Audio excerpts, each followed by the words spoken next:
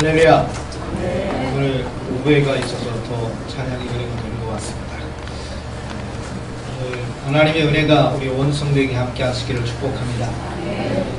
주님 주신 이야기를 보면서 여러 가지 일들을 함께 생각해 보는데 나오미를 통해서 우리가 함께 생각해 보기를 원합니다. 하나님의 성경에는 사람들 인물을 통해서 역사하셨던 이야기기에 우리가 하나님의 사람들의 인생의 삶을 들여다보면서 그 가운데 하나님이 역사하셨던 일들을 함께 보고 도전받는 시간들을 만들어가고 있는데 오늘은 그 두 번째로 나오미를 통해서 함께 은혜와 도전이 되는 시간이 되기를 원합니다. 오늘 성경의 말씀에 등장하는 이야기를 보니까 흉년이 들었습니다. 흉년이라는 시간입니다. 그리고 그 시대에 대해서 사사들이 치리하던 시대였다라고 1장 1절에서 이야기를 하고 있습니다. 오늘부터 시작하여 3일까지를 사사시대다라고 하죠.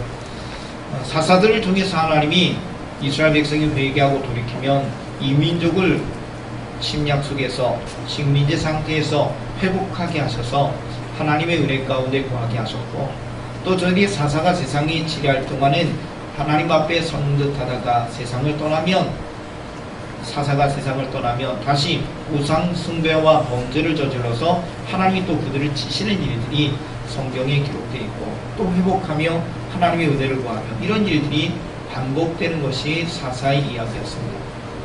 그 사사시대 때 성경이 말씀해 보니까 베들레헴이라는 곳에서 엘리멜렉이라는 가성을 통해서 역사하시는 이야기들을 말씀하고 있는데요.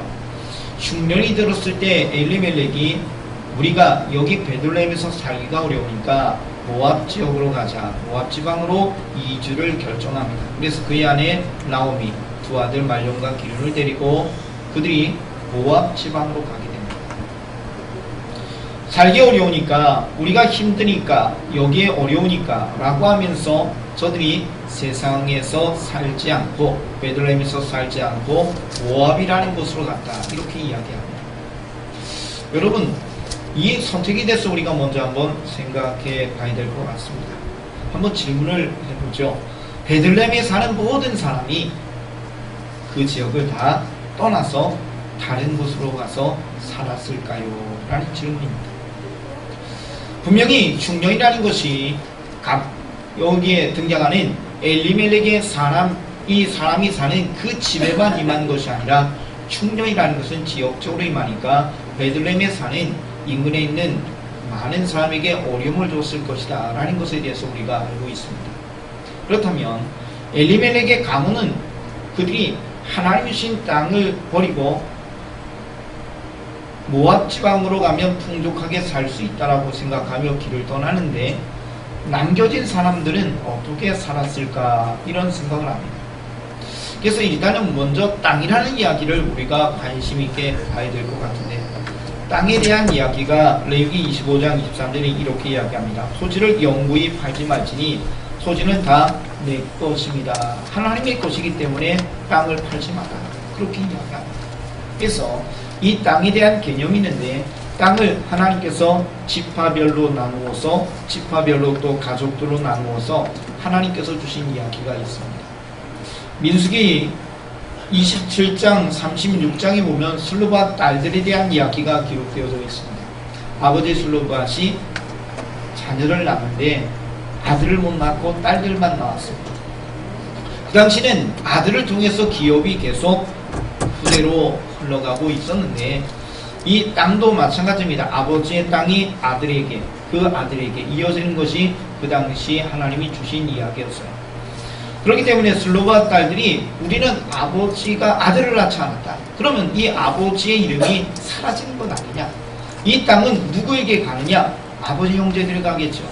그러니 이 땅의 권한을 우리에게 달라 라고 모세에게 이야기합니다. 그래서 하나님 앞에 묻고, 그러면 딸들에게 주어라 라는 결정을 합니다. 그것이 27장의 이야기죠. 그리고 36장으로 가서 그 옆에 있었던 사람들이 이야기합니다. 만약에 슬로밧이 결혼할 텐데 다른 지파와 결혼하게 되면 이 지파 땅이, 우리 땅이 므낫세의 족속인데 므낫세의 땅이 다른 지파에게 넘어가지 않겠냐라고 또 이야기합니다. 아, 그것도 맞다. 그래서 하나님 앞에 기도하면서 결정을 내렸죠.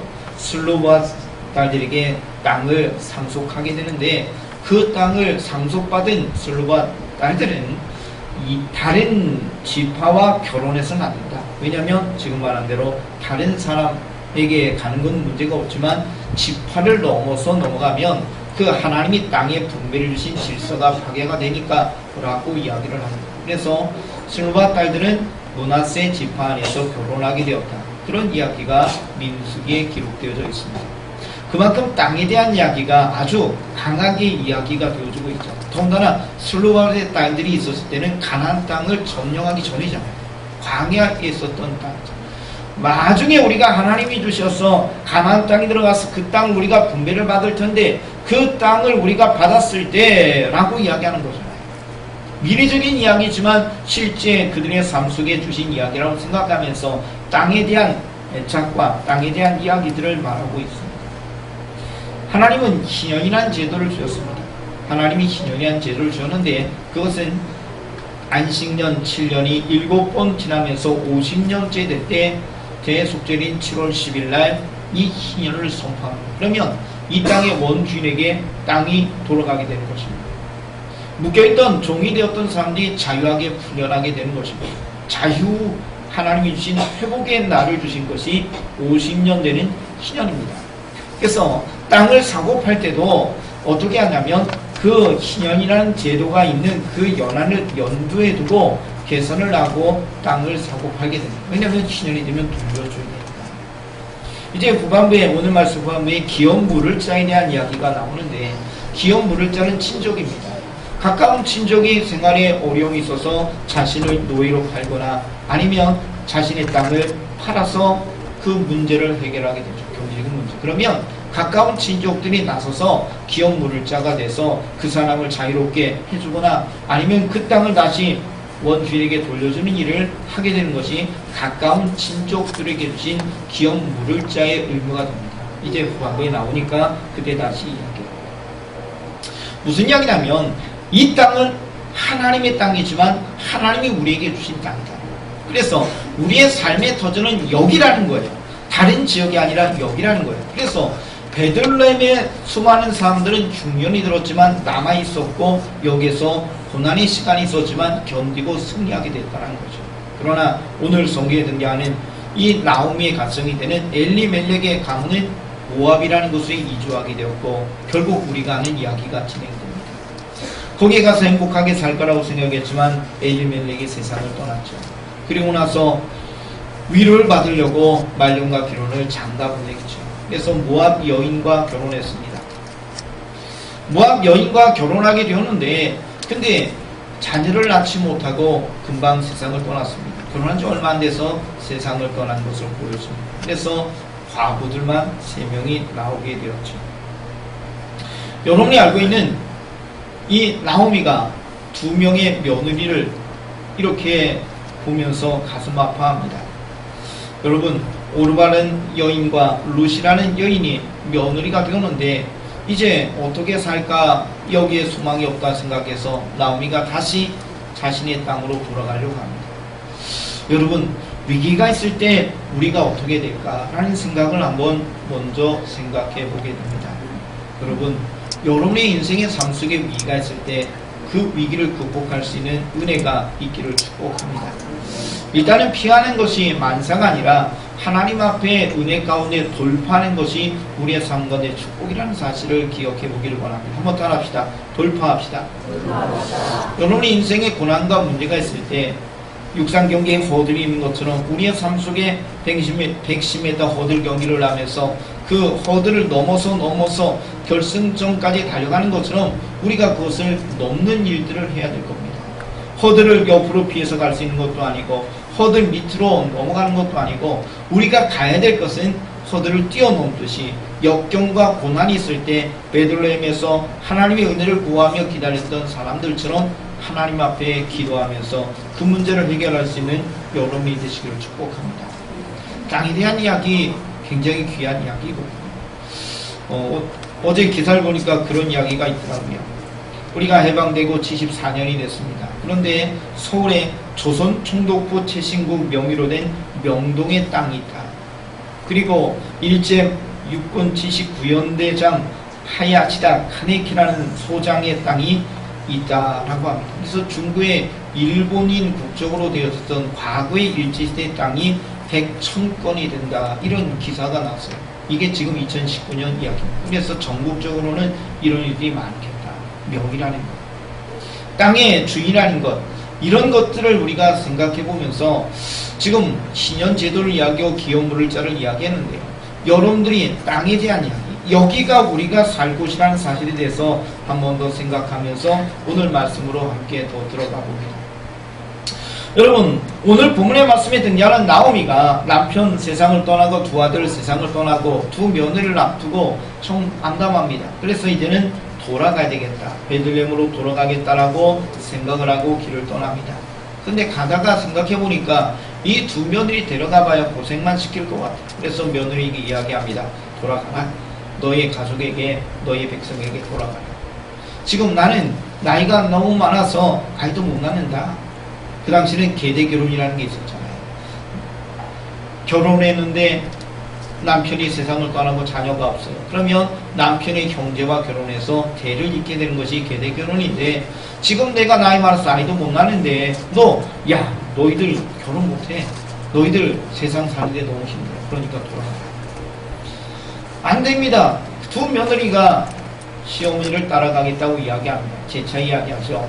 그러자 오르바라는 며느리는 시어머니의 이야기 듣고 자신의 모압 땅으로 들어갔고, 룻은 끝까지 시어머니를 따라서 베들레헴까지 오게 되었다라는 이야기입니다. 자, 그래서 오늘 드디어 베들레헴에 두 여인이 도착했습니다.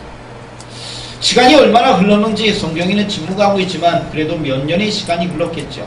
수년의 시간이 흘러서 지금 베들레헴에 나오미가 돌아왔는데, 나오미를 아는 사람이 있어요. 그렇게 큰 동네는 아니니까요. 나오미를 알고 있어요. 그러니까 나오미가 돌아왔다면 사람들이 이래저래 이야기하니까 이 나오미가 이런 이야기를 합니다. 내 이름을 나오미라고 부르지 마라. 이제는 내 이름을 마라라 부르라 라고 합니다. 나오미는 희락 기쁨인데, 이 마라라는 뜻은 뭐예요? 성경의 말씀에 보니까 마라 이야기가 모세 시대에 있었죠. 이스라엘 백성이 하나님의 은혜 가운데 애굽에서 나오게 되고, 하나님의 은혜 가운데 홍해를 건너가면서 강에로 들었을 때 목이 말라요. 마실 물이 없어요. 근데 오아시스가 나온 거죠. 그래서 물을 마시는데 써서 마실 수가 없어요. 그래서 그때 마라다라고 이야기했죠. 하나님이 은혜 베푸셔서 모세를 통해서 그 물을 다시 마시게 하셨는데, 그래서 하나님이 치료하시는 하나님이라는 이야기가 나왔던 그 시대의 이야기가 마라라는 사건으로 이야기가 되십니다. 마라는 쓰다, 고달프다, 괴롭다라는 뜻을 가지고 있습니다. 내 이름은 기쁨으로 시작되었다. 아브라함이 뭐예요? 열국의 아비입니다. 이스라엘이 뭐예요? 하나님과 겨로 이었다는 겁니다. 그러니까 이름이라는 뜻은 굉장한 의미가 있어요. 결국 이름은 그의 인생의 삶을 딱 축약하여, 집약하여 이야기하는 의미를 가지고 있습니다. 그러니 나오미의 인생은 기쁨이 되어야 되는 거예요. 나오미의 인생은 희락이 되어야 되는 거예요. 인생 삶 가운데 기뻐하고 즐거워 감사하며 살아가는 것이 그의 인생이 되어야 된다는 거예요. 그런데 아니요, 지금 나는 말아요. 슬퍼요. 괴로워요. 이것이 오늘 이야기가 되는 나오미의 인생입니다. 더군다나 성경의 말씀이 이야기합니다. 하나님이 나를 치셨다고 생각하는 거예요. 지존자인 하나님께서 내 인생에 개입하셔서 내 이름대로 나 자신을 기쁨과 희락과 은혜로 주시지 않았다는 거예요. 내 인생은 지금 하나님이 치셔서 괴롭고 힘들고 어렵다라는 이야기예요. 나는 아무런 소망이 없다는 거예요. 그러니 내 이름을 나오미라고 하지 말고 이제 내 이름을 마라라고 이야기합니다. 여러분, 오늘 성경에 등장하는 이 여인의 이야기, 나오미의 이야기를 바라보면서 우리가 우리의 자신의 모습을 봅니다. 소망이 없는 것 같죠? 희망이 없는 것 같죠? 괴로워요. 너무나 답답해요. 잘 될 거라고 기대했는데 오히려 잘 되지 않아요. 물론 가족 사이에 대한 이야기지만, 그러나 우리 인생의 삶, 나 자신의 모습 봅시다. 내가 문을 두드리면 열려야 되는데, 하나님 앞에 기도하면 응답돼야 되는데 이런 일들이 이루어지지 않고 오히려 일이 꼬이고 문제가 생기고 안타깝고 힘든 일이 우리에게 벌어져요. 건강했으면 좋겠는데 건강 위기도 찾아올 수 있고 경제적인 문제가 생길 수도 있고 여러 가지의 인생의 문제들이 우리에게 찾아오게 돼요. 아마 우리도 나를 나옴이라고 하지 말라, 나를 말하라고 이야기하는 것처럼 내 인생의 건강과 아픔, 문제들이 발생할 수도 있어요. 너무너무 힘들어요. 죽고 싶다. 그런 마음이 생길 정도로 괴로운 인생이 우리에게 찾아올 수도 있어요. 한번 따라합시다. 오늘 설교의 제목입니다. 내 곁에 있는 사람. 사랑하는 성도 여러분, 내 곁에 있는 사람이 하나님이 주시는 은혜의 삶이 되시길 축복합니다.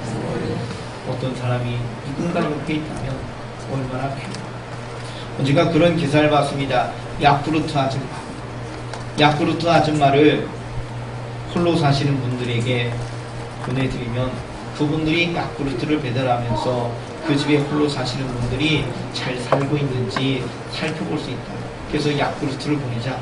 그런 기사가 얼마 전에 있었던 기억이 납니다.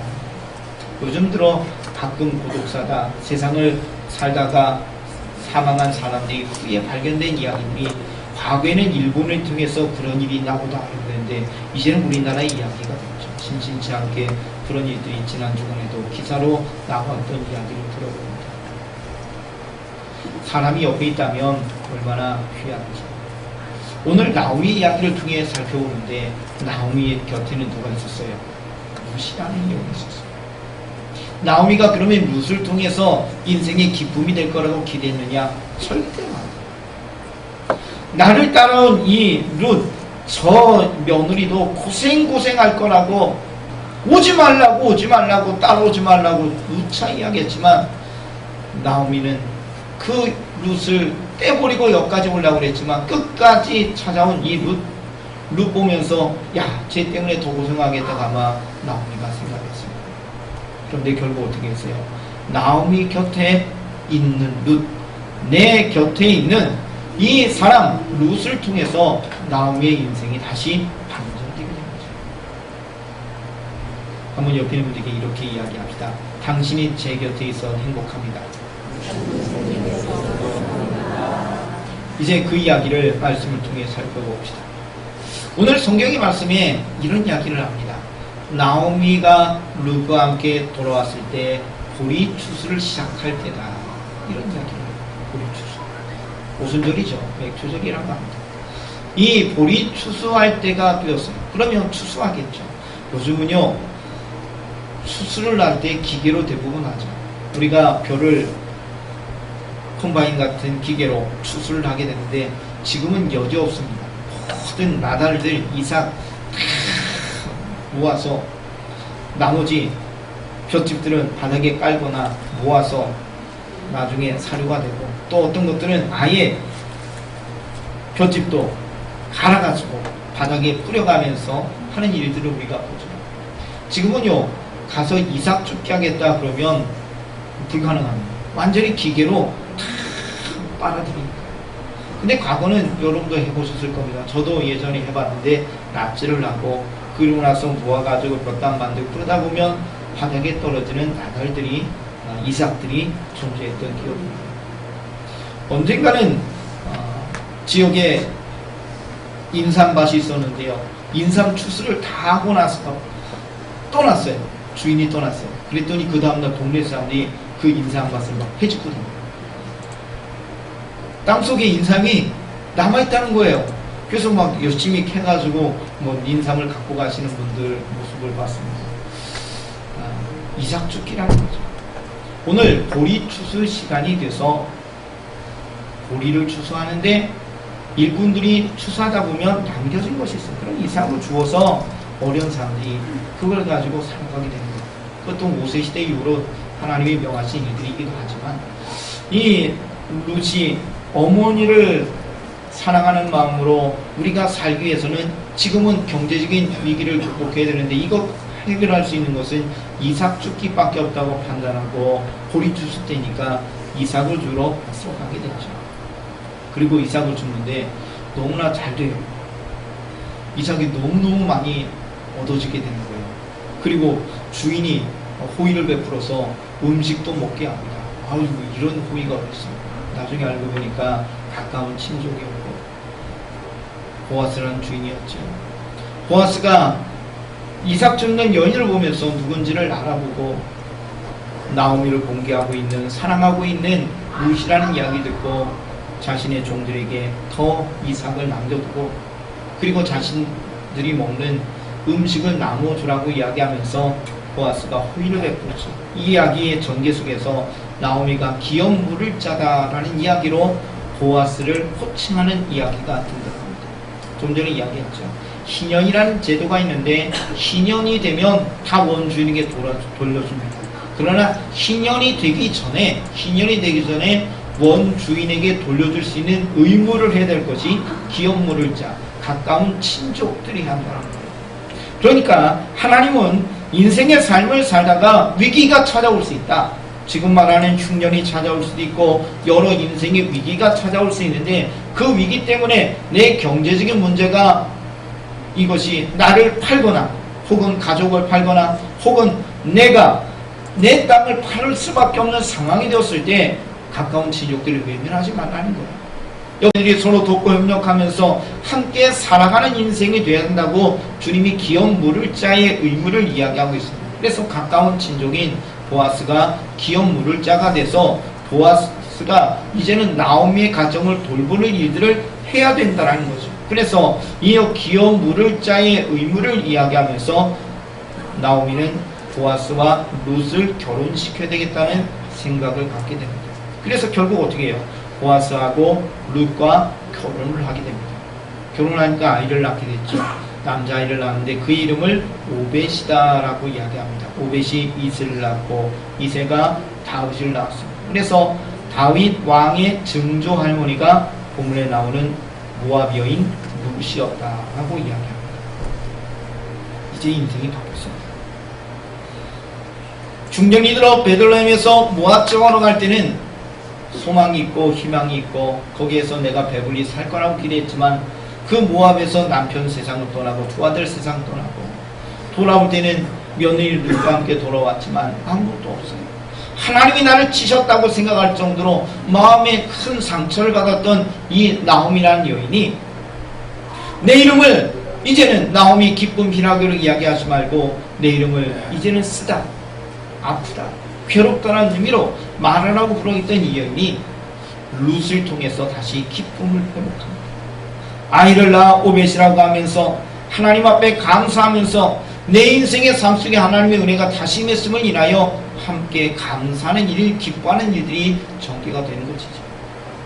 성도 여러분, 결국 뭐예요? 나오미 옆에는 사람이 있었어요. 그가 인식하지 못했지만 옆에 있는 이 사람을 통해서 하나님은 나오미를 회복시켰다라는 이야기입니다. 여러분, 옆에 있는 형제 자매들이 얼마나 귀한지, 그분들이 나를 회복시키는 귀한 도구가 되게 될 겁니다. 여러분, 여러분의 옆에 있는 형제 자매들이 여러분이 힘들고 어려울 때 여러분을 돕는 귀한 믿음의 동역자들이 되게 될 겁니다. 그리고 또한 여러분 자신이 그러한 힘들고 어려운 사람들이 있을 때 도울 수 있는 룻과 같은 역할을 감당하는 귀한 하나님의 사람들이 되어야 되겠죠. 근데 만약에 고난과 어려움 속에 있는데 룻이 없어요. 고난과 어려움 속에 있는데 나오미 옆에 룻이 없어요. 그냥 나오미 혼자 홀로 남겨뒀어요. 그렇다면 그 나오미는 얼마나 괴롭고 힘들게, 정말로 나오미가 아니라 마라 인생으로서 괴로움으로 세상을 끝났을지도 모릅니다. 그런데 그 곁에 룻이 있어서, 나오미 옆에 며느리 룻이 있어서 룻을 통해서 그의 기쁨이 회복됐습니다. 나오미라는 인생이 말하러 됐지만 다시 룻 때문에 나오미 기쁨 희락의 모습으로 변화가 일어났다는 이야기, 오늘 룻의 이야기입니다. 성도 여러분, 여러분과 함께 믿음으로 나가는 온전한 주님이 기뻐하는 교회가 되기를 소망합니다. 그래서 여러분들과 함께 기뻐할 수 있는, 여러분과 함께 감사할 수 있는 일들이 있기를 원하는데 그 일들은 어떻게 하다고요? 함께 가는 것입니다. 옆에 있는 형제 자매들이 룻과 같은 역할을 하면서 나오미 같이 마라가 된 인생, 괴로운 인생을 도울 때 놀라운 일이 이루어지게 될 겁니다.